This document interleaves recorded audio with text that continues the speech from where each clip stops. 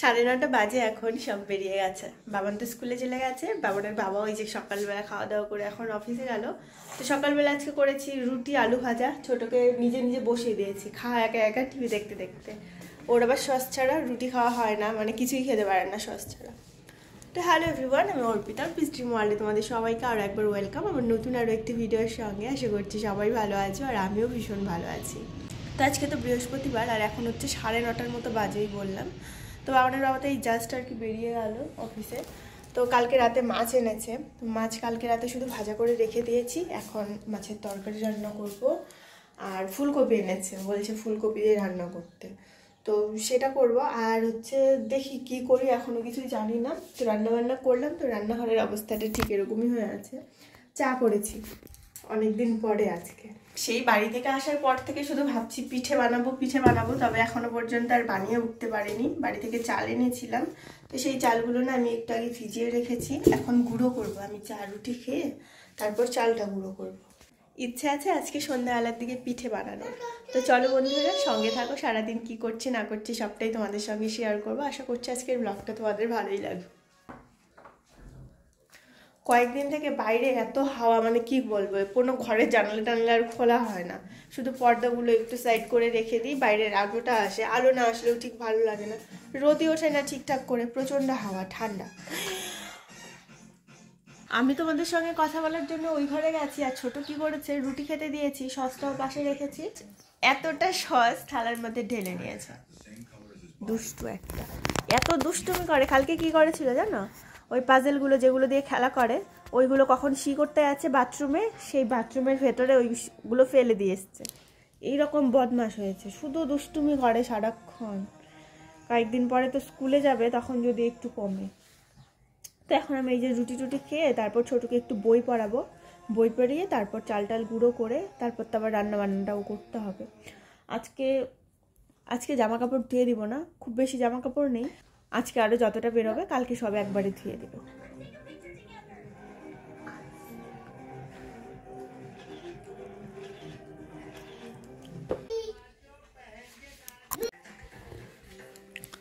ছোটকে একটু বই পড়ালাম, তো এখনও দেখো কি আঁকাও কি করছে একা একা।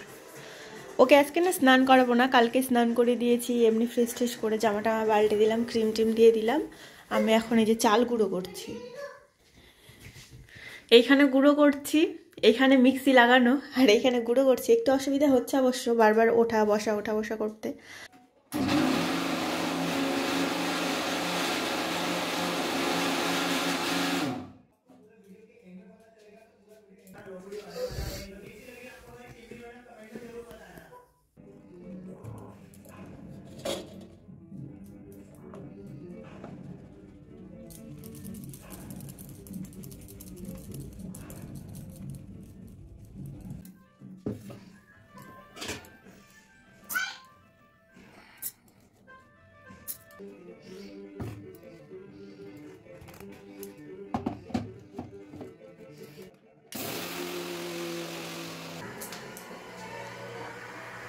তো এখন এই যে ভাত বসিয়ে দিলাম, আর সবজি টবজি সব রেডি করে নিয়েছি কেটে কুটে।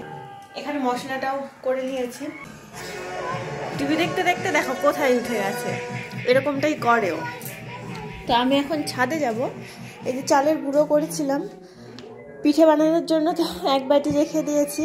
আর বাড়তি যেটুকু আছে এইটুকু শুকনো করে রেখে দিব, কারণ পকোড়া খেতে সবসময় দরকার হয়। শুধু বেসন দিয়ে পকোড়া খেতে একদমই ভালো লাগে না।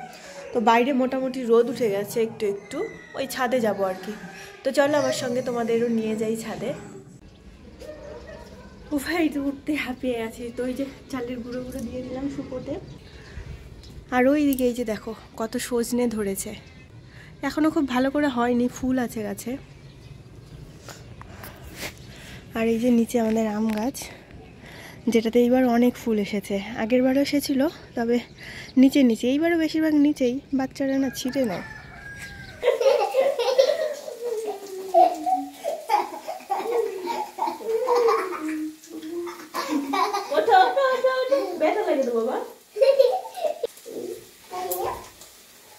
এদিকে দেখো,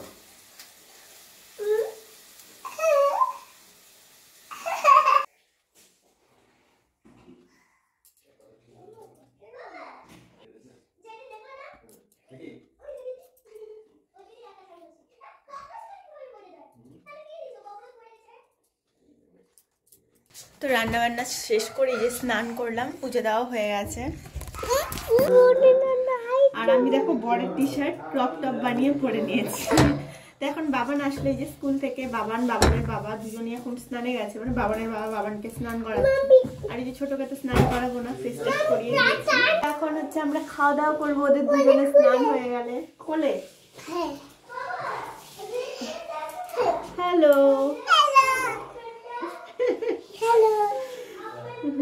তো বাইরে একটু আগে বৃষ্টি নেমেছিল, একটু ঝিরিঝিরি বৃষ্টি পড়লো, এখন দেখো আবার রোদ উঠে গেছে।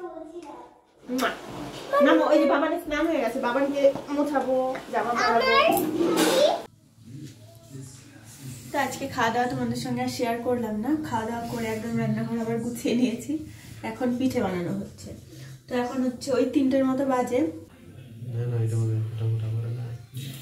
বাবার এখন হোমওয়ার্ক করছে, ভাবছি খাওয়া দাওয়া করে যদি ঘুমিয়ে পড়ি তাহলে উঠতে উঠতে সেই সন্ধ্যা, আর পিঠে বানানো হবেই না। তারপর তো আবার বইটই পড়াতে হয়।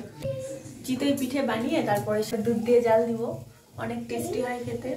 আর পাশের কোয়ার্টারের বাটিও আছে, সেই বাটিগুলো দিতে হবে। আমি যখন বাড়িতে গেছিলাম তখন ওকে হচ্ছে পিঠে দিয়ে গেছিল, ভাবলাম পিঠে বানিয়েই দিই সবাইকে, তো ওই জন্যই আরো বানানো। হয়ে গেল হোমওয়ার্ক বাবান? কমপ্লিট? যাও শেষ করো।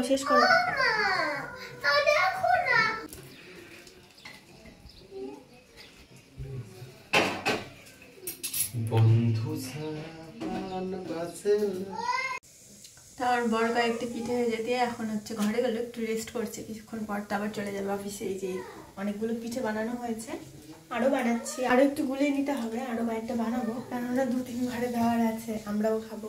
দুধ নিয়ে এসছে, এখানে তো গরুর দুধ সেরকম ভালো পাওয়া যায় না, ওই জন্য আমুল তাজা এনেছে। আর আমার আমুল তাজা খেতেই বেশি ভালো লাগে, পায়েস টাইস আমুল তাজা দিয়ে আমার মনে হয় যে বেশি টেস্ট হয়।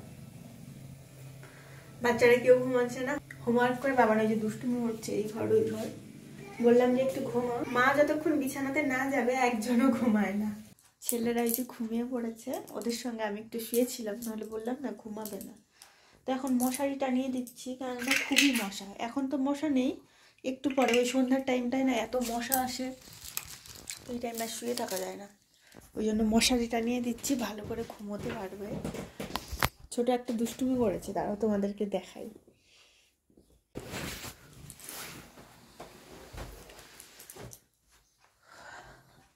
তো বাবাও চলে গেছে এখন অফিসে। এদিকে ছোট কি করেছে, এই দেখো ল্যাপটপের ওপরে যে থাকে, কিবোর্ডের ওপরে পুরো টুকরো টুকরো করে এই যে ছিঁড়ে ফেলে রেখেছে। এই দেখো কতগুলো টুকরো, এই যে ছোট ছোট টুকরো। এইগুলো সব ইচ্ছে করে দুষ্টামি ছাড়া আর কিছুই না। ঘুম থেকে উঠলে ওর মজাটা হবে।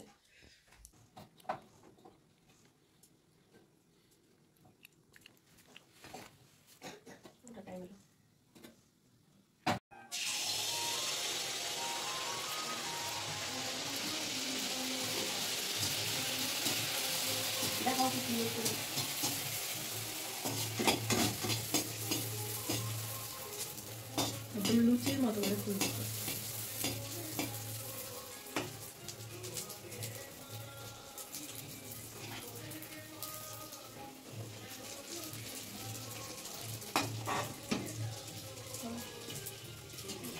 পিঠে বানিয়ে সবার ঘরে ঘরে ডেলিভারি করাও হয়ে গেছে। এখন ছেলেকে নিয়ে বসিয়েছে একটু পড়াতে। ওইদিকে রাতের বেলার জন্য তো আবার রান্নাবান্না করতে হবে, পড়িয়ে তারপর আর কি যাব। ওইদিকে বাবানের বাবাও পড়াশুনো করছে, আর ছোটকেও পাঠিয়ে দিয়েছে ওখানে, কারণ এখানে থাকলে না খুবই ডিস্টার্ব করে। নিজে তো পড়াশুনো করেই না, বাবানকেও করতে দেয় না। তো চলো বন্ধুরা, ব্লগটাকে এখানেই শেষ করছি। ভালোবেসে সবাই পাশে থেকো, টাটা।